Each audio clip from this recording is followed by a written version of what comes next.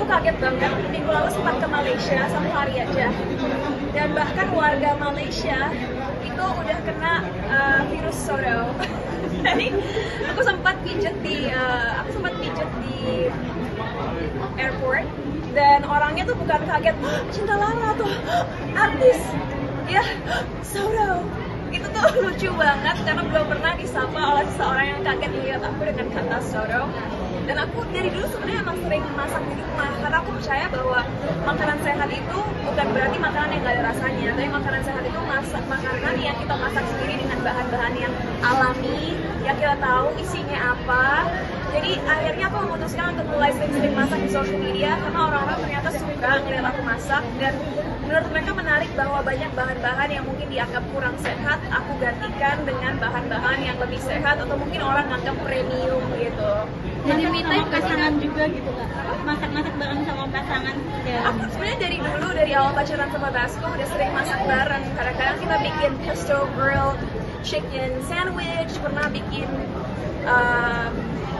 lamb juga, pernah bikin roast potato. Aku sering lihat tadi TikTok dia ada sih satu, tapi baru benar-benar heboh masak sekarang karena aku mau nunjukin masyarakat Indonesia bahwa masakan Indonesia itu sebenarnya banyak yang sehat dan bisa sehat. Hidup sehat tuh bukan berarti hanya makan salad atau makan dada ayam. Banyak banget cara untuk bisa sehat, tinggal kita niatnya ada nggak dan mau nggak effort cari bahan-bahan yang sesuai gitu. Makanan favorit kalian berdua dia yang sering kalian masak?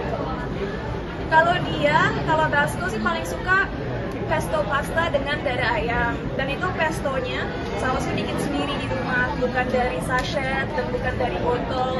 Ini bener-bener bikin dari nol. Kalau aku pribadi, aku suka kalau di rumah makannya ya lagi gila soto, lagi suka soto ayam, tapi yang nggak ada creamnya, bener-bener rempah-rempahan dengan telur, dengan dada ayam, dengan sayur-sayuran kayak bayam. Jadi bener-bener aku tambahin kadar fibernya dan proteinnya. Jadi me-time gak sih Kak masak-masak itu buat Kak Cinta sendiri? Yeah, I think so. Aku jarang di rumah, hampir setiap hari kerja. Jadi kalau bisa masak sendiri, bikin aku happy karena makanan juga lebih enak. Karena kan kita effort kan berjam-jam berdiri, motong-motong, nggak berjam-jam sih, 30 menit. Tapi makanan jadi lebih sedap. Resepnya nyontek-nyontek gitu nggak sih di TikTok atau di YouTube atau apa? Banyak banget resep-resep yang aku pelajari dari TikTok. I'm not gonna lie, tapi kalau resep-resep Indonesianya itu benar-benar dari Google aja, terus aku modifikasi sesuai dengan rempah-rempah dan bahan-bahan yang aku punya di rumah. Karena ya kan nggak bisa dipungkiri kadang-kadang adalah menu resep yang mungkin ada micinnya, mungkin ada bahan-bahan lain yang kurang baik untuk kesehatan.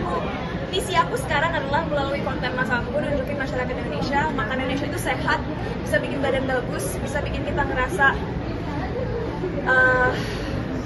ngerasa fresh dan kuat.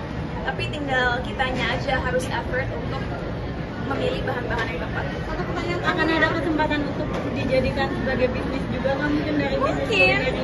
Stay tuned, siapa tahu kedepannya aku bakal bikin produk makanan sendiri atau produk vitamin sendiri.